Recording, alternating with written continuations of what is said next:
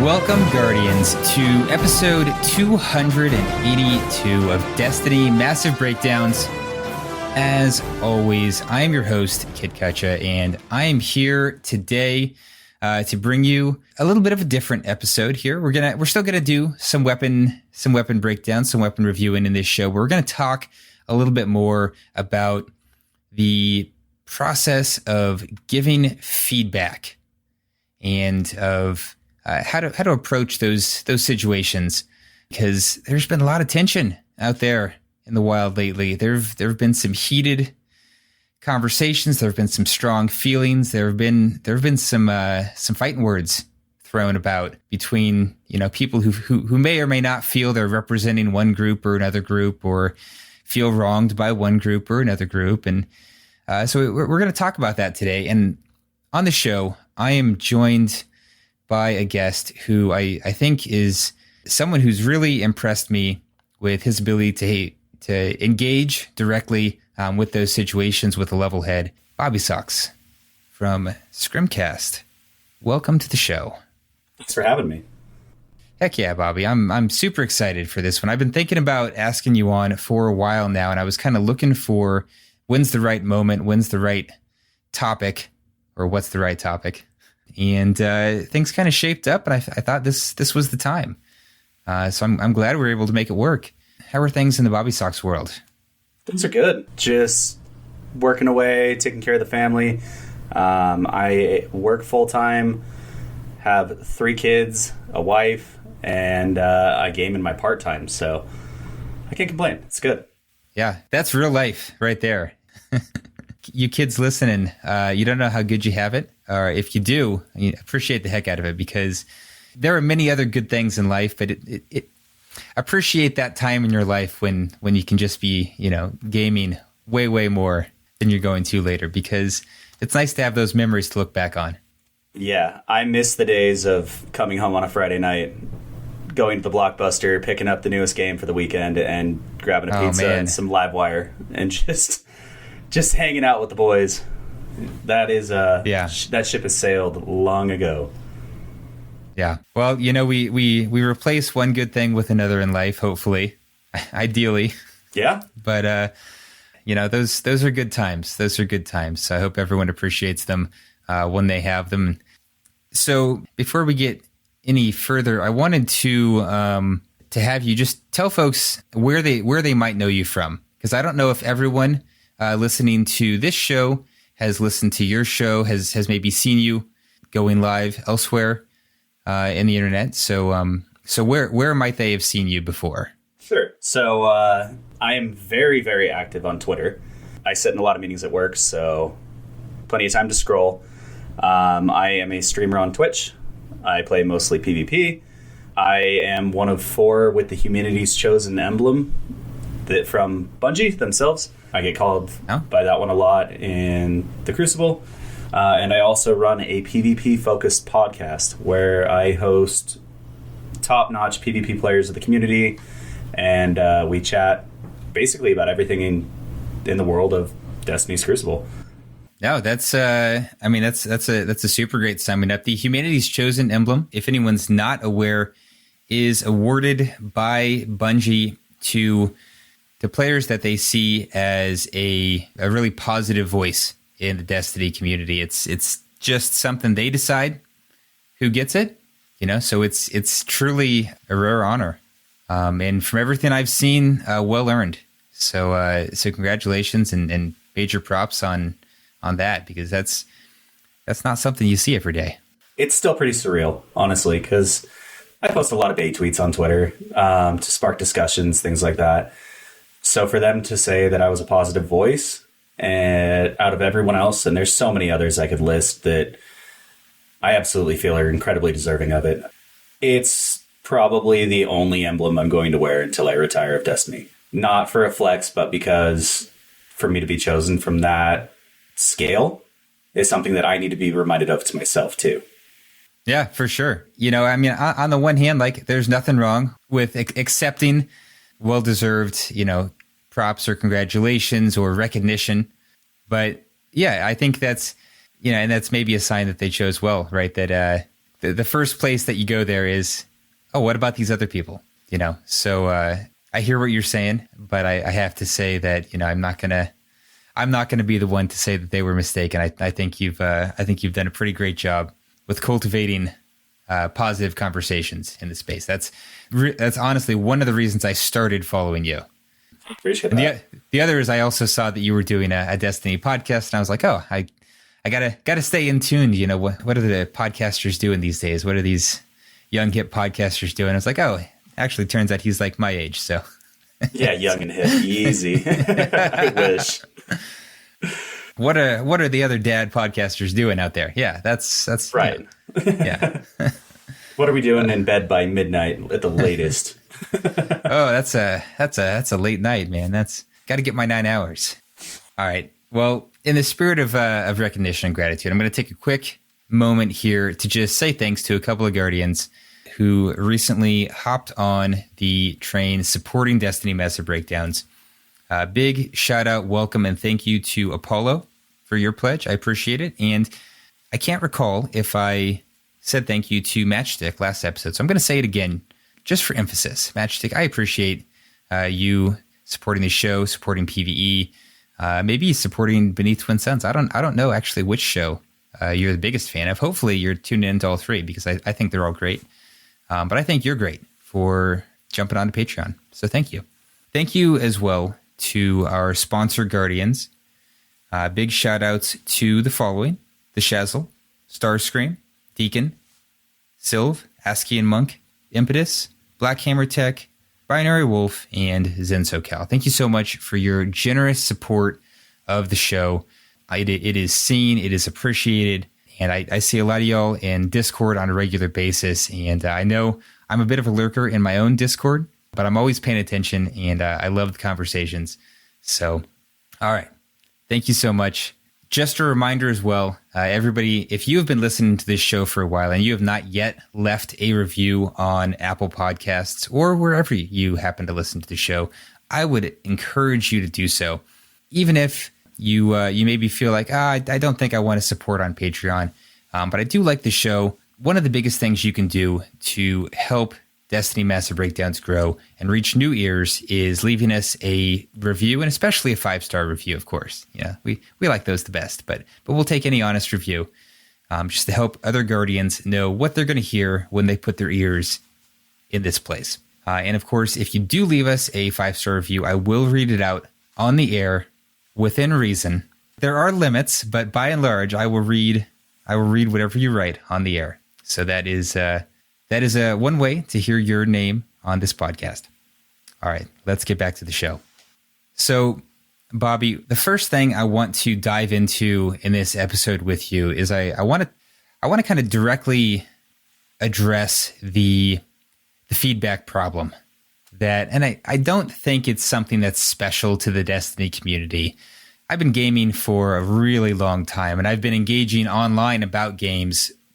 I mean, not nearly as long because I'm old, but for a good long time, for as long as internet gaming communities have existed, I've been engaging with them. And, so salt and just like random verbal violence, these are things that have been around for a long time. They're not new, but as things become more ubiquitous, these problems are only magnified. And as it becomes easier to engage in this kind of bad behavior, it becomes more visible. And so I kind of wanted to get your input, your thoughts on where do you feel that this problem stems from? Like, how does a person kind of end up going down the wrong path here? What's the first mistake? Yeah, so I've actually done a lot of thought about this. I do believe, I've been just like you, Kid. I've been in a lot of communities. I've been in the WoW communities. I've been in the COD communities, the Halo communities, and it has progressively gotten worse.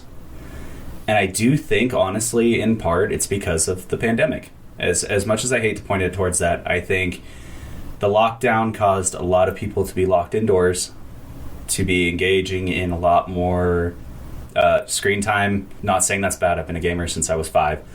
But I think once they finished the games, they had nowhere else to turn. And things that were taking them much longer to play were done in a lot shorter of a time because they have nothing else to do. And I think that caused burnout a lot faster for a lot of people. Sure. And when burnout happens, things get testy, I guess is a way to put it. And that gets echoed by the people around them. And for some reason, especially on social media, it's a lot easier to pull people down than it is to elevate them. It really is. I know that's a cheesy line, but no, we see I it. mean that's a psychological fact. That's humans. Like psychologically, we're preconditioned to weight negative feedback 3 times heavier than positive feedback.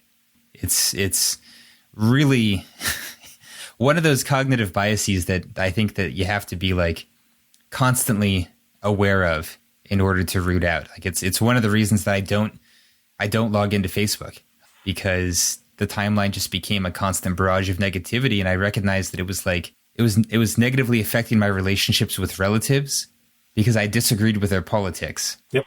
And it's just like, boy, I can't be on this website anymore because these aren't conversations that are going to resolve anything.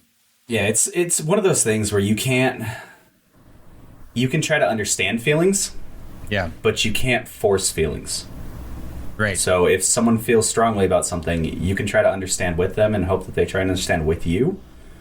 But trying to force them into a different viewpoint just makes things worse.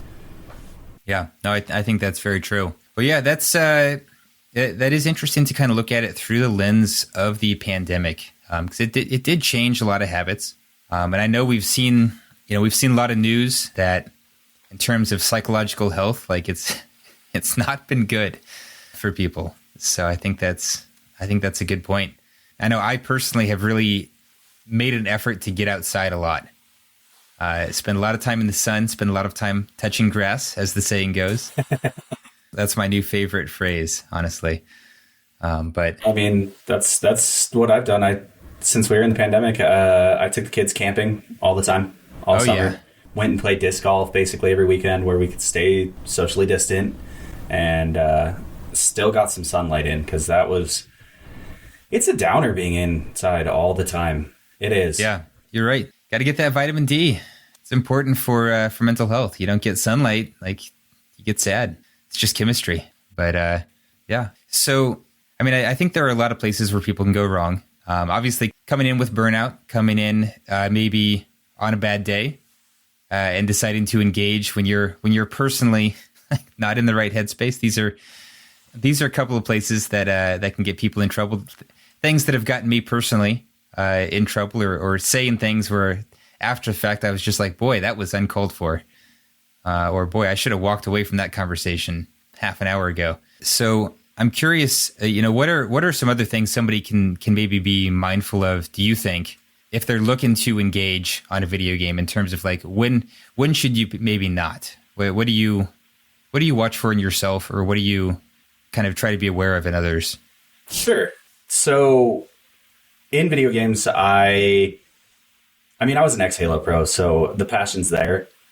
Yeah. But I also look at how I'm playing and what I'm playing and kind of focus on, is it really worth losing my cool on? And that's kind of a mental thing where I just take a step back. Like, yeah, that was frustrating to lose against, but we go again. Reset it, run it back, right? You're not playing for $10,000 tournaments. You're not on a stand in front of, hundreds of people watching and cheering or booing. You're sitting in front of your screen. You're playing because you want to play and because you enjoy it. And I think that's something that's getting lost lately, is people are playing because they feel like they have nothing else to play. Whereas I log in, I play because I want to play. I want to shoot Guardians. I want to try out new weapons. I want to run. I want to lose, honestly, because I know it's going to happen. I mean, that's the only way to get better. And I think everyone's got this winner's mentality that they take it really personal when they lose. Yeah. And that's the end game. But on social media aspect too, just like I said at the beginning, I am chronically online. I do a lot of time writing a response, and then I pause and I read it back and I go, how will this be interpreted? Because vocal inflection doesn't work in text. Yeah. And that's a big thing that's missed, is because you could say something that you mean, the sky's gray today. Well, there's gray clouds, right? And the way that you're announcing it through text isn't seen the same way as it would be if we said it face to face like this, right? And it's all up to interpretation from whoever's reading it. Yeah, no, that's one of those things that I think sometimes feels so basic that people can quickly dismiss it. But it's so basic that if you forget to do it, then sometimes you get through a conversation and then discover that, in fact, you were the asshole because Absolutely. You didn't stop and think, oh, if I'm some random on the internet and I see this text, what am I going to think about it and about the person that wrote it? And yeah, so I think there's a lot of merit to leaning toward the side of being more understanding and of really considering phrasing, as kind of overdone as phrasing can be. It's so important. Yeah. It really is important. You can say 100 words and mean 2 of them, and they will listen to the other 98.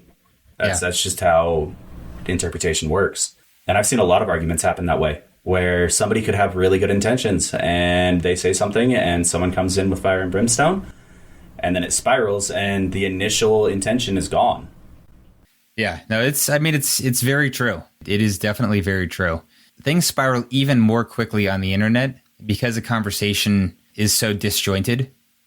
Because sometimes someone is, especially Twitter as a microblogging platform is super guilty of this because, you can only send so much in a tweet. And so sometimes you're trying to send 2 or 3 replies and then somebody responds to part of it and it just gets all messy. So yeah, I think really being mindful of your words is a great point. Now that said, sometimes somebody is wrong on the internet, and I'm often torn. Do I engage? Do I tell them that they're wrong and why, or do I walk away? And I feel like there's a middle path that I've seen you engage with really well in a way that I aspire to, and that is you often approach things with a curiosity that I don't see in a lot of other people who are engaged in the platform. A lot of people are there to share their opinion and to disagree with other people's opinions. So I'm curious, how do you kind of keep that mindset? And I don't know if you maybe have any examples of that you can share without calling anybody out, of kind of how that plays out. Because when I see it in action and the times when I'm able to implement it myself, I feel like it really changes the game. So the big thing with me is I have always had a curious mind, and I've always been very extroverted, which is a pretty good combination, honestly, because I want to learn how you're feeling, not force you to feel how I'm feeling or how they're feeling. So a lot of my questions that come in are truly from a point of me wanting to learn. And I mean, obviously with us being so engrossed in Destiny and involved in the communities, there's a very wide band of players. So when any hot topic comes up, I try and float in this. I have this mental thought where I want to float in this middle ground. I want to sit between the two because, I mean, my PvP podcast, I talk with the top 500s, the top 100s, the top 50s. So I see where their pain points are. Yeah. But on Twitter, that's not the overarching thought process. That's the very, very select few. The overarching is a completely different mindset, and I find that talking with both sides in and out of the podcast is beneficial for what I take into the Scrimcast, because then I can get the feel from the lower band of players. I know it's casual is probably the best word to put it, and I'm not using that from a negative standpoint, right? There's the casual player and the hardcore player, and I guess ultimately I'd fall under the casual category, but they have two completely different viewpoints. It's almost like a Venn diagram. They have these crazy viewpoints on opposite sides, but they also have spots where they meet in the middle. Right.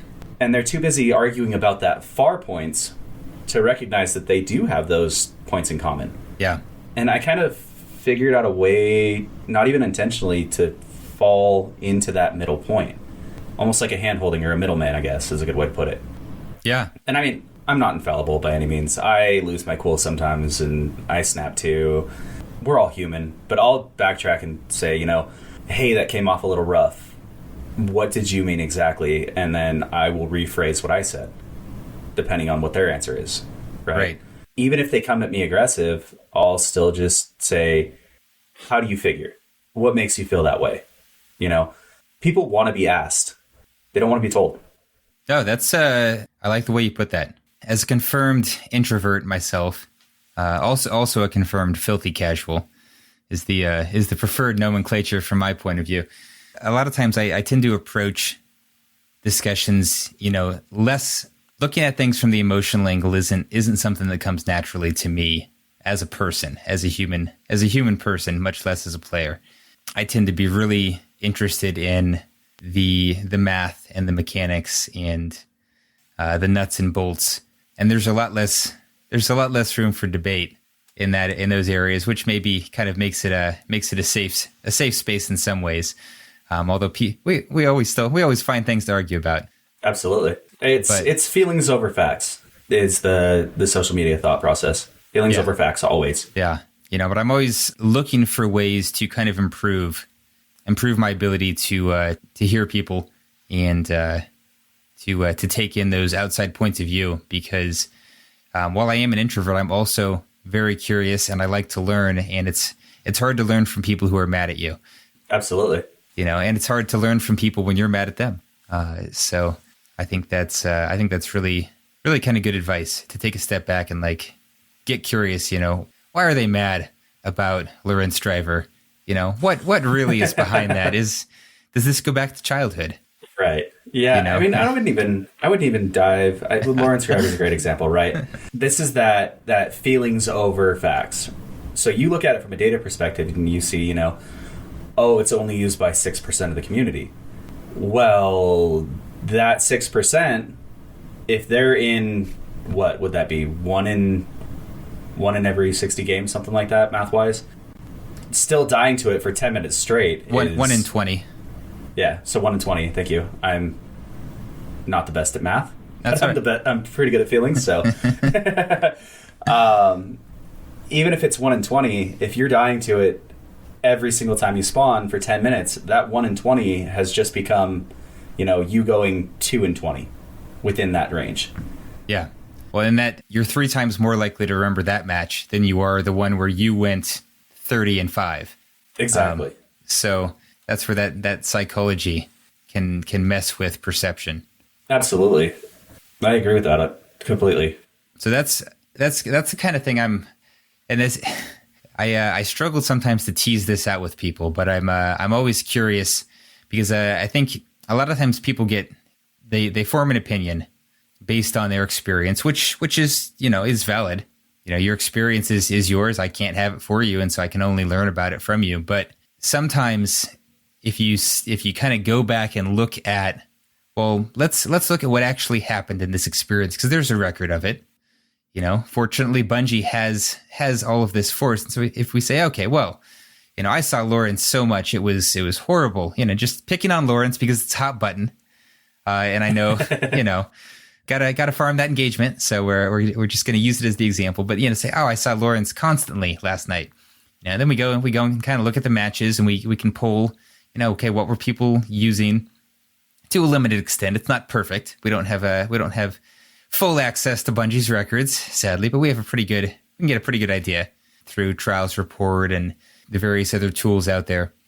And we're like, oh, actually, you know, it was 1 in 5 games that I saw it. Oh, it was just that those 2 games on that card were really, it was really egregious. Yeah, absolutely. And it's like, oh, actually, I didn't see it all the time. And I think sometimes this is something I do for myself. It's harder for me, I think, to communicate to other people to do it, but that's part of why I wanted to talk about this today. Is that sometimes I'll get in that feeling space where I'm like, oh, this is so frustrating, and I remind myself, okay, well, I'm frustrated because I think this is happening. Is that really happening, or do I just feel like it's happening? And sometimes taking that step away from the emotion of it and just looking at, oh, actually, it is really strong.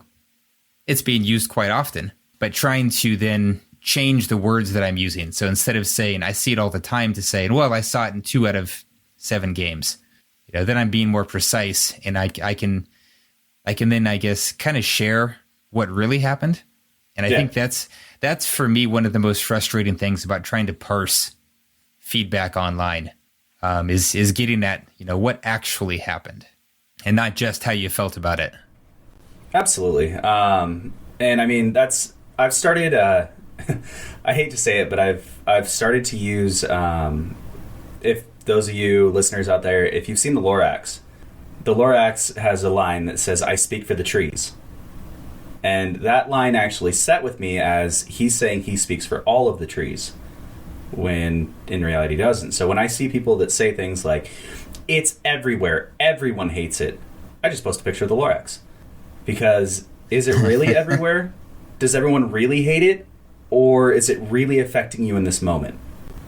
It's that differentiation of verbiage between everyone, everything, and most or me. Right.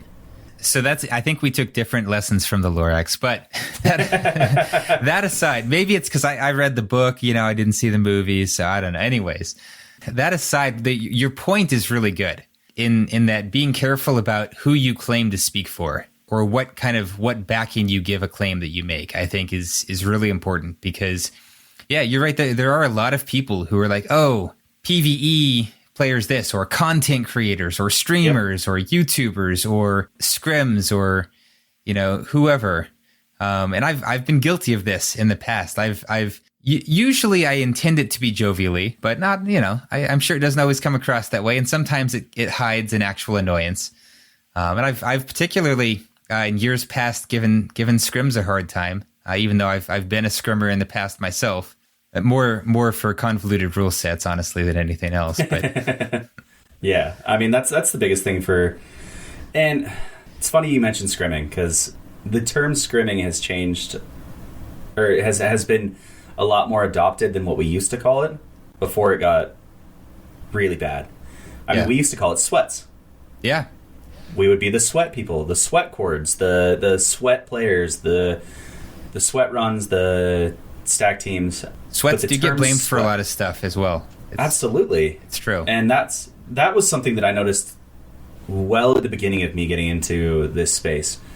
And that's right about when I started the Scrimcast. Is sweats had a very, very filthy word. It was a filthy word. It was the equivalent of calling someone just a terrible no-lifer that started trouble. It was used super negatively, and I said, people want to get better in more of a controlled set. We used to call them scrims in Halo. Why don't we push this narrative of scrims? And a couple of other really, really good members of the community, I don't know if you want me to shout them out or not. It's up to you. I don't know if they'd be comfortable or not, so I'll trust your judgment here. I'm sure they would. Those of you listening, if you are familiar with Maddox, he built this phenomenal scrim community, and Maddox and I sat down for a long time, and we tried to figure out which wording to use to try and get away from that sweat mindset and that negative word, because I saw it every time I was like, hey, who wants to run sweats? It would be this hugely negative thing. Right. How many times am I going to get bagged? That's exactly. Yeah. How many times are I get bagged? Which slurs are going to be yelled? Things like that. Yeah. Oh gosh. Yeah. When in reality, there's a huge scrim community that's there to teach. They want to play without all of the annoying things that you run into in the Crucible, right? The pre-nerf last words, the linear fusion rifles, when we started, it was the 30-meter air intel. That was one of the most frustrating things to face, and it didn't really give you a chance to get better. So guys like myself and Maddox and Critical Ape started one too, and we tried to change that mindset of sweat. And we figured out quickly that we couldn't use the term sweat. So we pushed scrim, and I'm starting to see more and more scrim pop-ups or pickups is another one too. And if you are trying to get better in PvP, honestly, hop into some of them. there are communities out there that are willing to work with you. You don't have to go to Face It, where all the sweats, in quotations, lie. There's communities there that just want to run friendly pickups. They do. I mean, Lazy Panda does one like every Wednesday, and it's super light rule sets, and he takes any skill set, and everyone's laughing the whole time. 3v3s, 4v4s, 6v6s, just avoids the heavy outliers. The Drangs, the linear fusion rifles, the waveframe GLs. What is that, Dead Messenger? Yeah, those ones. Well, now, Dead Messenger, I can understand. Mostly because I don't use it. Right. Everything else you're naming, I'm like, oh yeah, I've abused that. Oh yeah. I abuse I mean, of course, the shit out of it. If I'm queuing into trials and I see someone load up with a Lorentz Driver or all snipers, guess what? Arbalest and a sidearm or a SMG are on. That's just how we're going to run this out, because it's there, it's in the game. Yeah. Until it's gone, I mean, we're just going to use it. Yeah. Well, and that's, we kind of had to fight as a community to get private matches in Destiny 2, because they weren't in the base game, and I think it's a fantastic option that's out there for the people that want to use it. And it's something I've had a few folks on recently talking about this. So I'll shout out Glow and Ill Physics. Yes, those were the two that I was just popping into my head that I meant to mention as well. Yeah. Both So they both phenomenal people. They both are great people. They run clean scrims. Whew, can't talk. And they've got rule sets around behavior, and the way that you treat other people. That's something that I really appreciate seeing. In addition to maybe we don't play with this or that or whatever. For me, I think the biggest obstacle to getting better at Crucible for most Guardians is just having a positive environment in which you can go and suck and then get positive feedback about how you can suck less next time. That's the thing that I think you don't get in the regular Crucible. In the regular Crucible, you go in, and if you're just not already good at it, it's a steep learning curve. Absolutely, especially with everything that's in now. Yeah, and the things that are there's outliers, but those outliers are really outliers.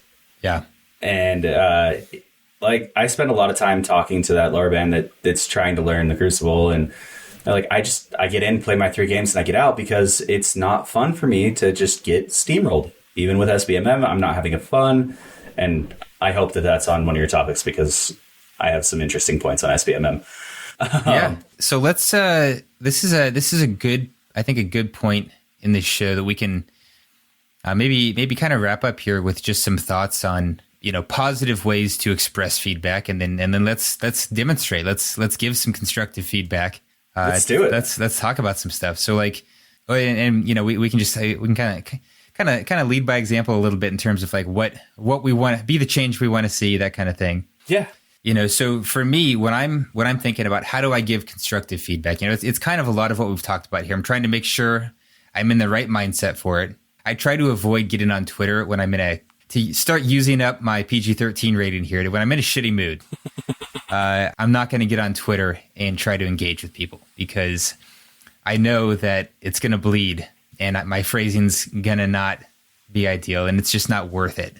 It's not worth looking at social media at all at that point. I'll go play Destiny when I'm in a bad mood. I'll go play easy content, or I'll just go into PvP with a meme loadout. But, I even then I'm not trying to do anything serious. I'm just trying to point at some bad guys, basically. Yeah, absolutely. So mindset. And then, when I'm in the right mindset, it's just let's get really specific about my personal experience, what I can say for sure, and then how that made me feel. That's kind of my base formula for giving feedback. So I want to pass the ball back to you. Yeah. So how do you approach the big things that I approach with are, and I had a conversation with someone about this. That was she was a Bungie dev. Oh man, I'm blanking, but she gave a really good way to break down how to provide feedback effectively. The biggest issue I see is people will post, "This is dumb, this is stupid, take it out." and that's it. And Bungie can't action on that. Why is it dumb? What's dumb about it? Take the time to break down what's frustrating. Hey, the aim assist values and flinch markers on linear fusion rifles are really oppressive across the board. I feel like if I hit somebody with 2 bursts of a pulse rifle, they should be staring at the ceiling, not hitting me in the head. Can we take a look at that? That would be something that I would provide as a feedback. It gives what's the irritating part, where I'm seeing it, what's happening that I'm still seeing it, and potential suggestions on maybe what could help it out. Yeah. And I think it takes a little bit longer to type it out, but it makes it a lot easier for them to action on. Because if you just yell, "This is dumb, hate it." Right. Okay. Yeah. Congrats. It's like, thank you. Yeah, thanks. glad the time that we spent building this is just hate it. Not, I'm going to dive a little bit into this one, and we're going to take into example the flawless pool, right? Yeah. We always see the metrics on first week of the revamp when we didn't have a flawless pool, we had a new weapon in the loot pool, and then we see the metrics now of the flawless pool. As someone that swims in the flawless pool and does terribly at it, I'm like a 1.5 now, and it's nerve-wracking. It's jarring between, it's like going from pee-wee football to collegiate is the jump. And anyone that's swimming in the flawless pool is using the biggest outliers they can use. They're running completely stacked. And the feedback that I see for that one a lot is just remove it. I'm like, well, I understand why it's there. I get it. But maybe there's other solutions that could be looked around it. Like, give a reason to play it. And this is one of the feedbacks that I provided a couple times now. Right. Is I said, I understand the need for the flawless pool. I swim it every weekend and it's rough. What if there was a reason to play at that higher level? More drops, special cosmetics, make it a value to continue playing after going flawless. And that's something that they have where it's something that's not enjoyable, why it's not enjoyable, and a potential suggestion on what to look towards for improvement. Yeah, I'm glad the conversation went here because I do have a little bit of a bone to pick with a lot of the feedback I see around the flawless pool.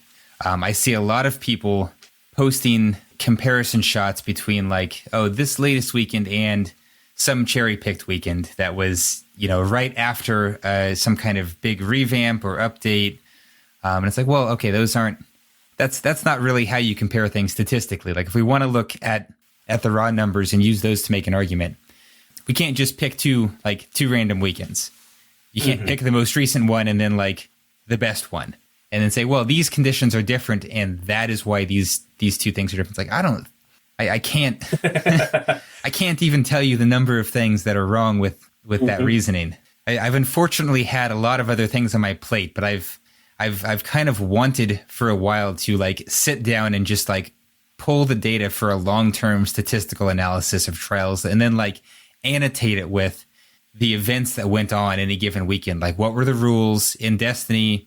Were there other events in Destiny going on that weekend? What was going on in the world? Were there major world events that might have impacted whether people chose to play the game? Were there other games launching that weekend, like, say, Modern Warfare or a Halo? Yep. And perhaps people chose not to play Trials because they were playing the new thing. So kind of putting that context in there because I feel like it would be really interesting to look at it from a true historical perspective. And I just haven't had the time to because that's no small workload. Yeah, I mean, I'm going to tell you right now that if you do that, it's going to get flamed because feelings over facts every day. I know, and that's every day. If I said that was a demotivator, I would be being very honest. Like, how many people would truly be interested in seeing those numbers? I think there would be some. I would. I would love to see it.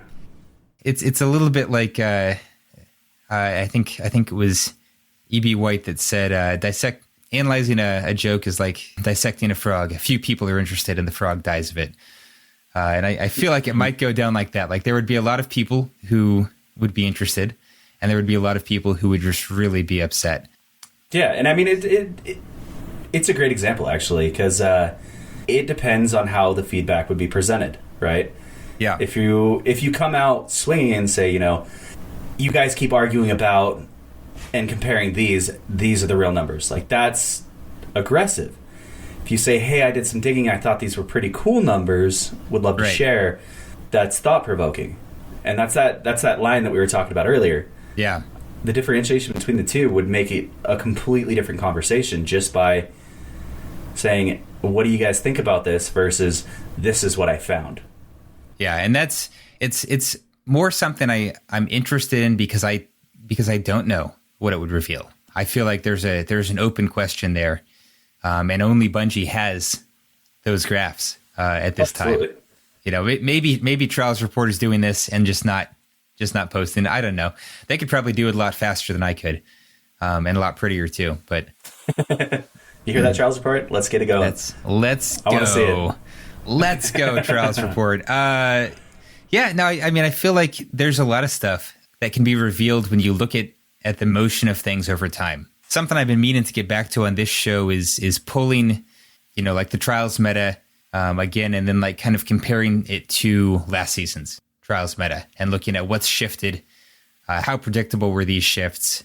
A lot of times pretty predictable is the answer, but it's always interesting to see what the actual trajectory is, and then maybe try to make some conclusions or some insights as opposed to leading with the insights.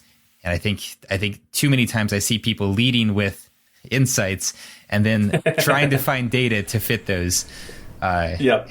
I mean, that's the common feeling over data, and then by that point you're already too enthralled or entrenched in your view on it to double back, honestly. And that's we see it happen a lot. Oh man, that's that sunk cost fallacy right there. It's the worst. It's the worst fallacy. Yes, it's never too late to admit you're wrong, folks. It's never too late to be wrong, because you know what the fastest way to be right is? Admit that you're wrong, and then change your opinion to the correct one. Yeah, admit you're wrong. Take the L, as the kids say. Yeah, and it'll give you a chance to learn.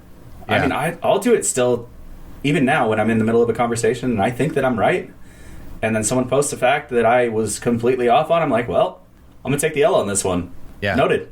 Yeah, the double down is one of the things that I see the most. It's like, hey, and I had it happen today. I posted. I post a lot, like the weekly trials, weapons, and kind of to say, these are obviously outliers. I've been doing it with the no time, where it was no time for like 4 or 5 weeks straight, and I would just post that, and they're like, well, you have to look at the overall numbers.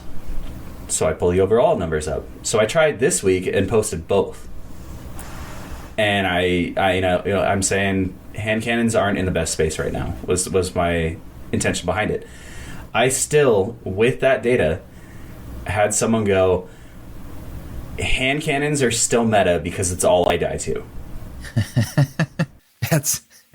Yep. And I went, that's a feeling. And he said, no, it's exactly all I die to. Hand cannons are still top. And I was like, the data's here. So it's one of those double down moments where it's like, yeah, even with the data there, feelings will still hold high. Yeah, that's what they call anecdata. Yeah, because you know what, it's possible that it might be true for that one person. They might be the one guardian who is soaking up the hand cannon kills right now. They are the 12%. And they're just like, why is no one talking about hand cannons? And it just turns out they just constantly are matching the best hand cannon players, the best, most diehard, and that's just bad luck. Like that's the thing about randomness, right? Or about, it's obviously it's not true randomness when in matchmaking in Destiny. Certainly not now, and we can talk about that in a second. But there are a lot of factors that are too big for a person to mentally hold in terms of geographic location and connection and skill rating. It's very hard to guess who you might match. And so it's possible. Maybe you really are only dying to hand cannons, but you got to step back from that personal experience and say, okay, well, turns out I am the only one. Everybody else is dying to Arbalest. Yeah. And I mean, I'm going to be honest. I'd rather die to a hand cannon than an Arbalest. Yeah, it does feel a little more earned. Mm-hmm. And that's a feeling for sure. That's very much a subjective perception, but it does feel that way, I think, to a lot of people. Well, I want to go there in a minute. I want to talk about some of these exotics that are dominating and that have recently been dominating the sandbox. But we can talk about matchmaking a little bit first, because that's another hot button issue that I think, how long have you been playing Destiny for? I have been a Destiny player since the first look alpha on D1. Ooh, boy. I still have it loaded on my PlayStation, just for the subtle flex. Nice. Okay, so even longer than me. I started a bit before Crota, and there have been a lot of debates in the Destiny community, but I think perhaps one of the oldest ones is matchmaking in the Crucible. It has oscillated so many times over the years, and every time it goes one way, there is an outcry for the other. And at this point, I honestly have a hard time engaging with it beyond just like a sort of a delirious cackle. Like I don't even know how to talk to people about it anymore. It's like they're both flawed, and a lot of the middle ground is also flawed. Like someone's always going to get the short end of this stick, because this stick is just, it's not going to work out for everybody. Somebody's getting smacked. Yep, absolutely. And this is one of my favorite topics. We talk about it all the time on stream. We talk about it all the time on Scrimcast. And I kind of have a differing viewpoint as a PvP player than a lot of the people I talk with. I like I'm ready SBMM. To be shocked. Whoa. Hold on. In a perfect world. Okay. All right. The mentality behind SBMM is good. The thought behind it is good. If and only if the population can support it. Because I play at 4 o'clock in the morning with OCE players that are all top 100s. That is a nightmare for me. Because, one, the ping is terrible out the gate. Two, with skill-based matchmaking, we're matching their level of skill. So I'm playing against top 100 players with 400 ping. But I understand. Yeah. I do. But, and this is another one of those ones that I've provided feedback on, was when Clash comes out, we love it. Everybody loves it, and it's connection based. Well, I can't say everybody, because I did have a post on it, and a lot of people are like, I don't touch it because it's not skill based. But, and I hate to say it harshly, but those same people that said they don't touch Clash are the same people on another thread that said they play their 3 games and get out. My suggestion, I don't think that's unfair, right? Like, yeah, if there are always going to be players who are going to do their 3 and out, and they don't want to play a pure connection based mode. Like that's a reasonable. Agreed. It's a reasonable viewpoint. It is, and a lot of those players don't feel the pain of skill based matchmaking. They don't, and if they're feeling it, then they're finding out that they weren't as good as they thought they were. If the idea of skill based matchmaking, and I mean, I play comp a lot. And it's always been in comp, right? I play it with top players. I run help and hang out with those guys, and we slog through the trenches. So I've seen strict, which is in comp, and then I've also seen loose, and I've been playing a lot more quick play this season. And if the population's booming, it's really not as bad as everyone says. It's not the boogeyman. Yeah. And I think that's where I differ from a lot of the people that I play with and I talk to. They're all super anti, but I see the value. I do. And that comes from me asking questions and being curious. Right. Because if I just sit in my echo chamber of, top 500 players that I talk to and run scrims with and learn from and hang out with, I'd never learn what the lower band is feeling. And when I play on my own, I float in that middle band where population's great. I'm on the top of the bell curve where there's players galore. For the most part, that like 0.9 to, I mean, I'm sure you have the statistics on it, but for me anyway, it feels like the 0.9 to the 1.6 range is kind of that sweet spot of players. I mean, I don't actually have statistics on that. I've always kind of looked at the mushy middle as being a bit of a melting pot. And this was, I think, my biggest concern when they announced skill-based matchmaking was that it's going to hit outliers on both ends pretty hard. Yep. Because they're just because bell curves, right? And there just aren't enough people. And that's honestly been one of the reasons.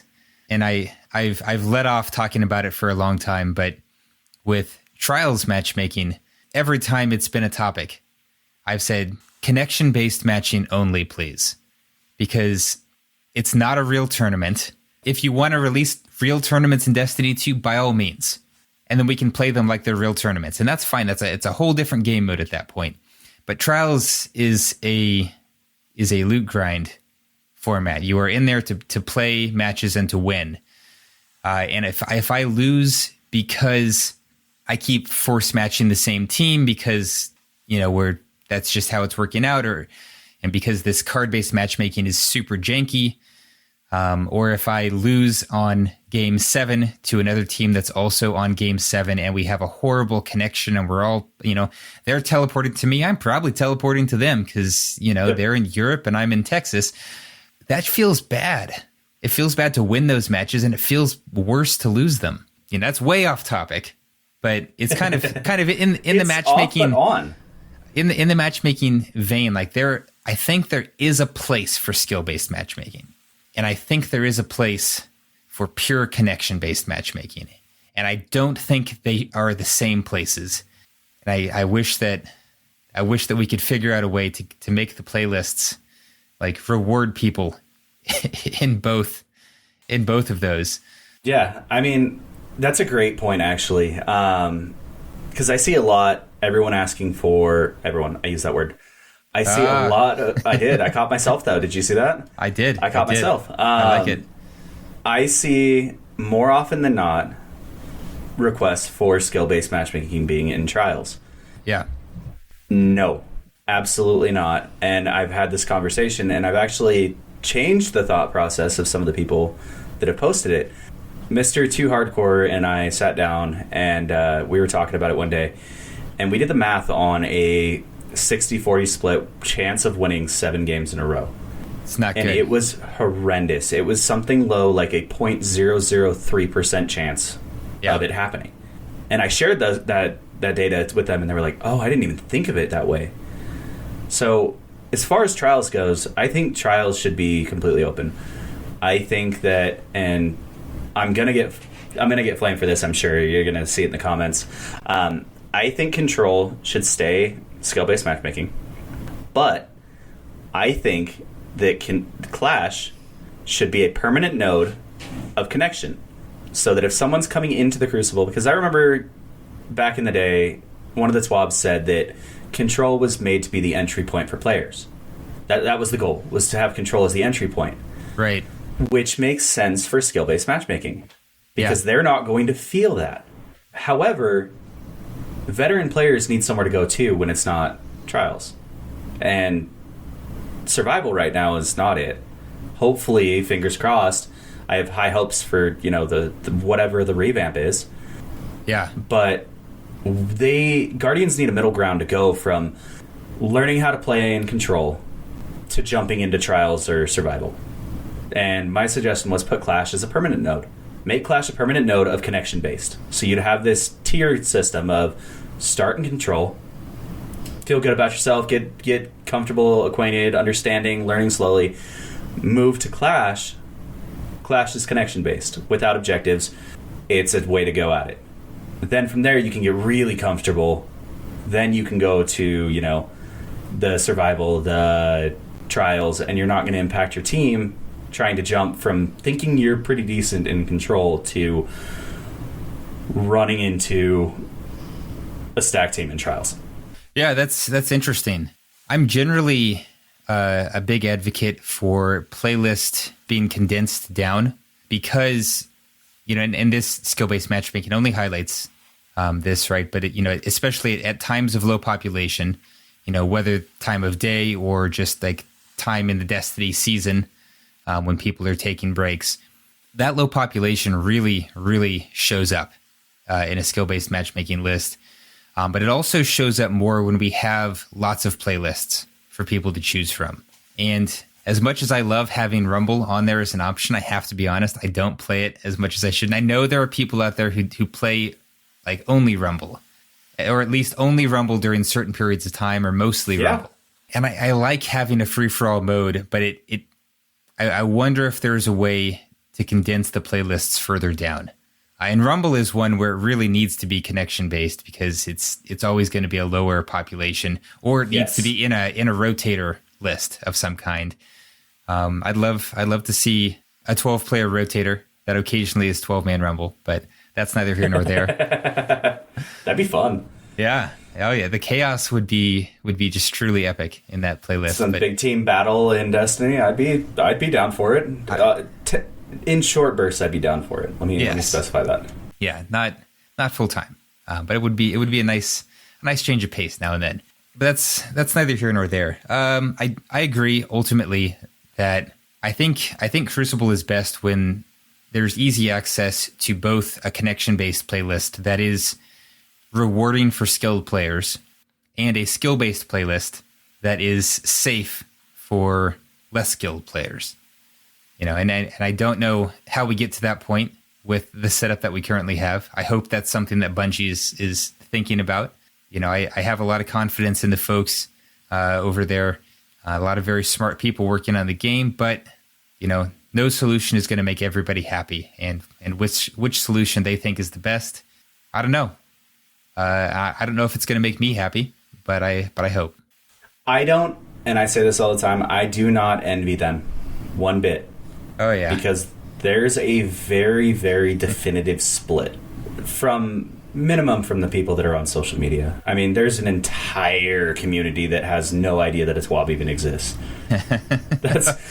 Millions. It's pretty overarching. Yeah, there's a huge amount of players that have no idea. None. So we just see the vocal ones. Yeah. But, man, there's vocal on both sides. They're so loud sometimes.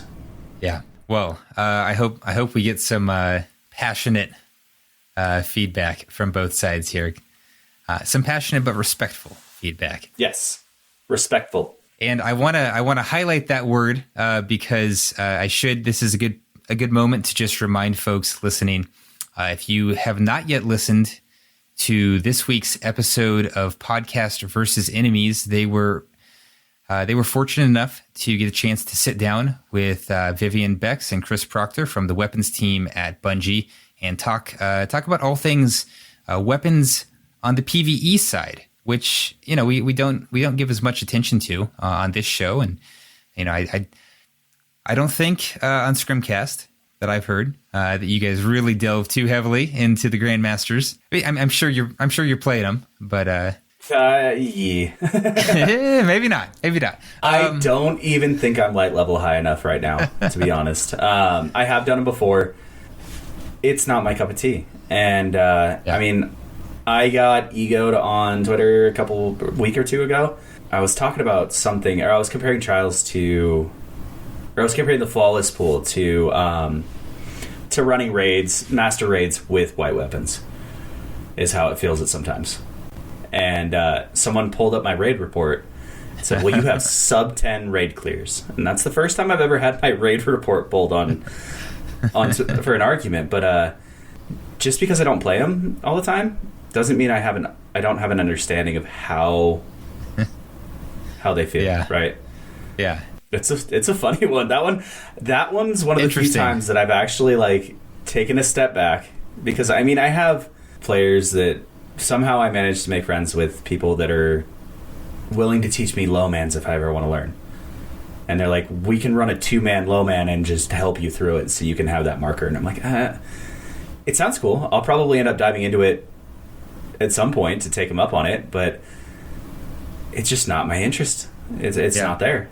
It's not a lack of skill. It's just not there. Yeah, I'll be honest. I don't raid so much these days, largely because my life has changed. I was a hardcore raider in Destiny 1 for a couple of years. That was I really didn't play a lot of Crucible those first few years. I jumped in a couple of times, got absolutely destroyed.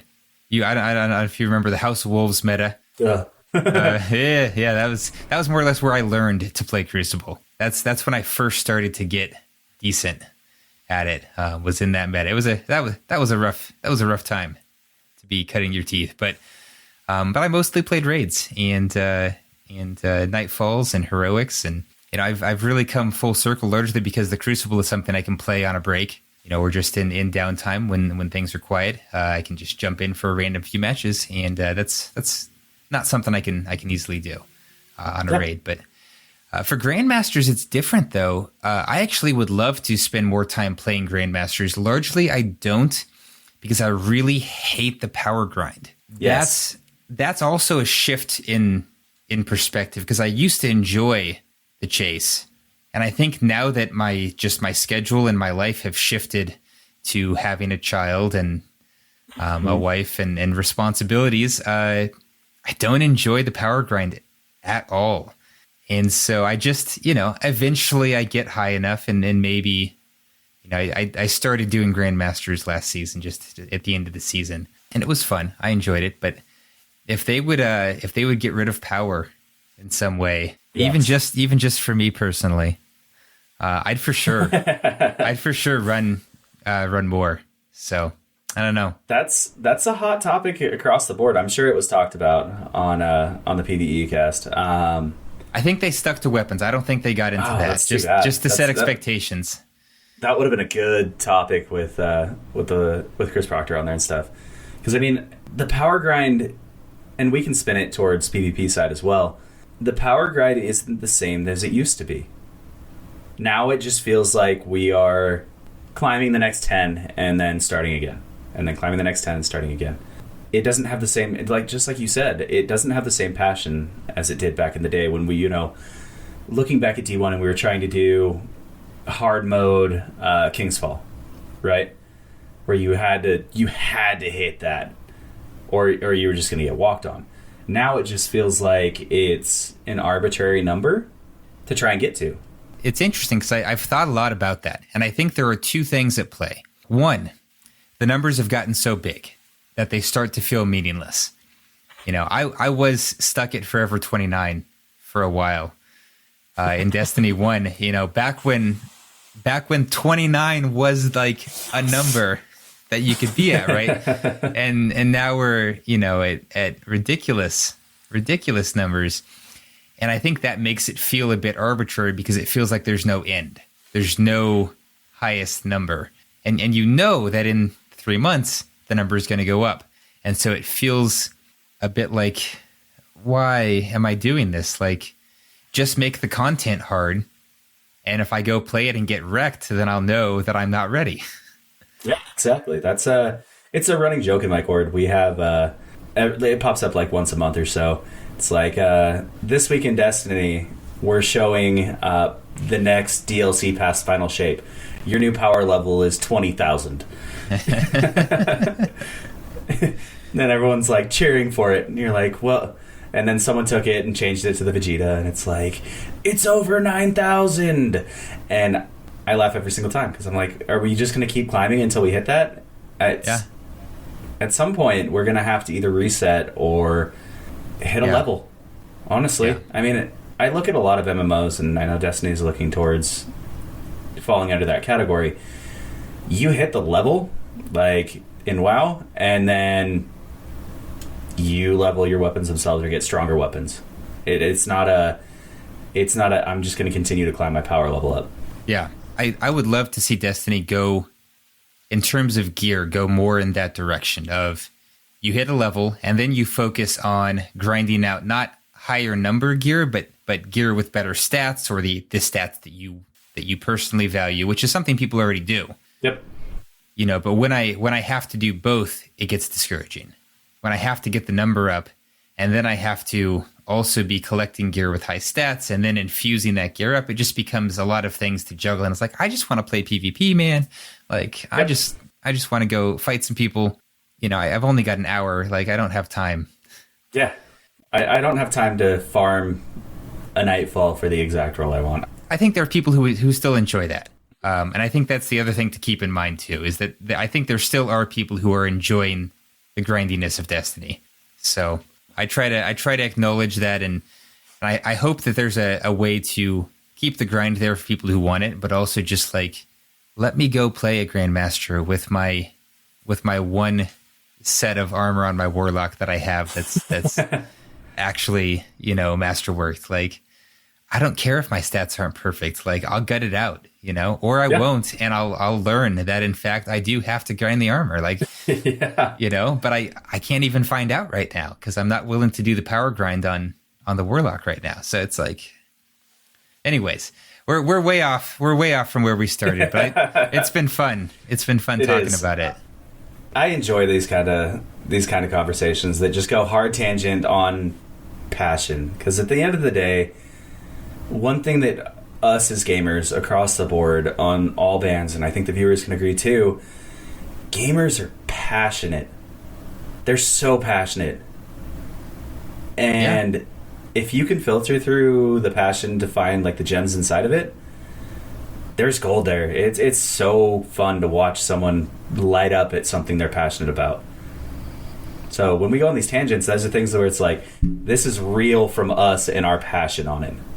Yeah, well, let's circle back here. Let's talk about some things that inspire passion in Guardians. So I want to start by talking about two of the weapons that I think are currently sparking perhaps the most visceral reactions in folks. And I want to start, as I often like to do on this show, with some numbers. So I want to talk about Lorentz Driver and Arbalest with you. Lorentz Driver and Arbalest are exotic special weapons. They're linear fusions that fall in the special weapon category. Lorentz, of course, is void. Arbalest, of course, is kinetic. They both have a charge time of 533 milliseconds, which is, just over half a second. So not slow, not fast. Optimal time to kill is approximately 0.57 seconds. So faster than a primary, unless that primary is, juiced up on perks and sandbox abilities, etc. Mm-hmm. Now, in terms of stats, this is where it gets interesting because Lorentz Driver has had some nerfs. But prior to these nerfs, really what made it stand out was its exotic ability rather than its stats. So let's do a quick comparison. So in terms of range, Lorentz Driver at base has 38. And let me just take a quick look here. Let's see if the fixed perks actually set it at a higher base. I don't believe they do. No. So its base, because it has a fixed roll, is 38 range. There's nothing you can do about that. Arbalest, contrary-wise, has 56 range. Significantly more. A lot more. And really the only other thing that can affect, how far out a weapon can reach is zoom. And so Lorentz Driver has 2.5x zoom. So does Arbalest. So if you're seeing more of one than the other, or if one seems to be catching you at crazier distances than the other, that's why right there, Arbalest really can reach out and touch you. In terms of stability, Lorentz Driver has 52, Arbalest has 55. Handling is one of the biggest differences between them. Lorentz at 40 and Arbalest at 20. I say one of the biggest differences that is in Lorentz's favor. In almost all respects, Arbalest is the superior weapon from a stat perspective. Reload speed is actually the same at 28 on both. Inventory size, which affects how much ammo you can pick up in PvE, is virtually identical. Aim assist is the other noticeable difference on them right now. They used to have the same aim assist. Lorentz Driver was nerfed down to have only 22. Arbalest was left at 31. Mm-hmm. It's more than a mod's worth of aim assist. You can definitely feel the difference. And then the other difference between them is actually in airborne effectiveness. Interestingly, Arbalest has 12. I think did I miswrite on Lorentz? No, Lorentz Driver does have 1 airborne effectiveness. It is, even for a special weapon, it is really, really bad if your feet are on the ground or you happen to, say, bump some weird geometry and temporarily float. Step on the stairs. Yeah, don't do that. Don't shoot from the stairs. You just never know if you're on the ground or not. Arbalest at least has a little bit going for you. You can get it up over 30 without a whole lot of effort, even though it's an exotic. So that's, I don't even want to get into airborne effectiveness in this episode. I've talked about that a lot. I've talked about that a lot in previous episodes with folks. I'm going to let that sleeping dog lie. People are still using stompies, so, it's whatever. I'm still using stompies. I am. But I have a reason. Until Bungie makes stompies, dune marchers, and transversives intrinsic movement, it's still going to be the highest picked. And that's what it is right there. I think once you get used to that movement, it's very difficult to go back, which is why I always ran Frosties instead, so that I didn't get hooked. I was used to being slow and flat-footed and just playing around that. But back to these two. So the other big difference between the two is their exotic perks. Arbalest's exotic perk, of course, is what makes it perhaps the most chosen weapon in all modes in Destiny right now. Because not only is it quite popular in the Crucible, but it's also just like a must-have for higher-end PvE content, especially Lost Sectors and Grandmasters and any higher-tier Nightfalls. Really kind of a good default.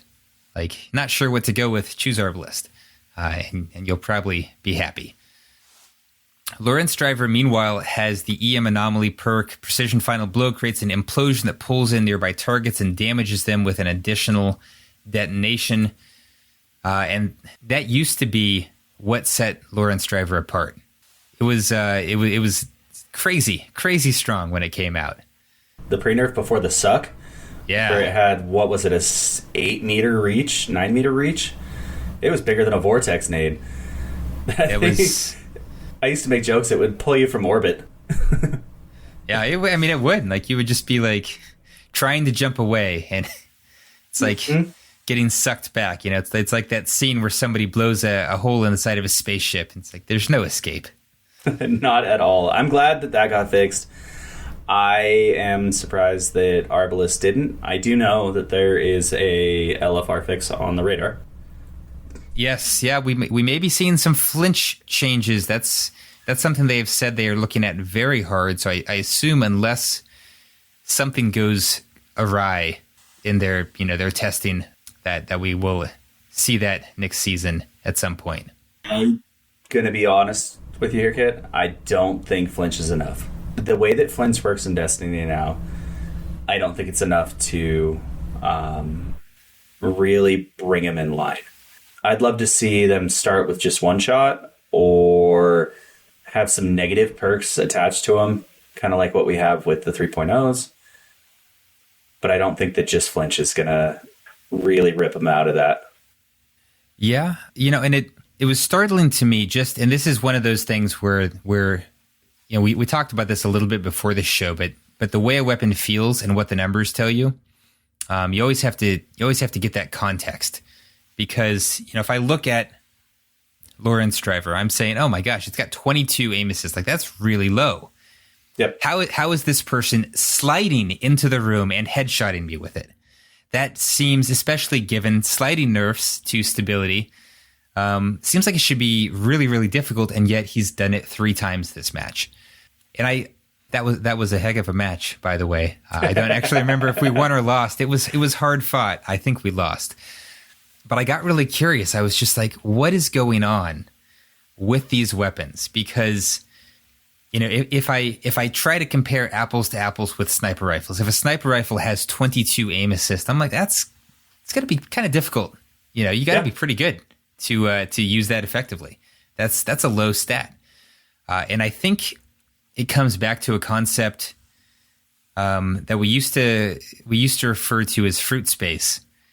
Wherein how aim assist works on one type of weapon, for example, is not necessarily how it affects another type of weapon in terms of the size of the effect, the magnitude of the effect. Sure. And that's really, I think, important to note. Like, it's possible these weapons need to have 10 aim assist. I'm not sure. Yeah, I mean, really reward the kill is where these need to hit, honestly. They're such a potent weapon type. Yeah. It needs a bit more of a risk versus reward in a feeling sense, not so much in a stat sense. I would love to see if Bungie classifies them under the same firing type as fusion rifles. I'm not sure whether they are or not, because I'm obviously positive they're not classified under the sniper realm. No, yeah, for sure. So that would be a cool metric to see. Yeah, I do wonder how it is under the hood, because I know in terms of game mechanics, they share a lot of mechanics with regular fusion rifles. You know, because they're kind of a special version of the heavy linear fusions share a ton of perks and stuff with regular linear fusions that affect rates of fire or charge rates, I should say. And so my assumption has always been, based on things like liquid coils and accelerated coils, that they are more or less working the same. But it's an assumption drawn from very limited evidence. And these are exotics. So, like, we know they custom tune exotics. Like, Forerunner, it turns out, is a 180 hand cannon. Like, Last Word got the 180 buff when 180s were buffed. Do you remember that? That was... Oh, yeah. Yeah. Last Word under the hood is a 180. Yeah. So it is interesting, like, and I understand it from a coding perspective, that it's a lot easier to Control C, Control V some stats. But I think that's also part, and this is a feeling on this end, right? I can't validate it. I think that's in part why some of these are becoming overreaching. Yeah. Because we see a buff to an archetype, and right after the archetype's buffed, guess what? One of those outliers that's been sitting in the wings is all of a sudden at the top. There's a lot of legacy code, you know, from the early days of Destiny 2, and there's so many exotics. It's got to be tough to check every case, you know, especially if you don't.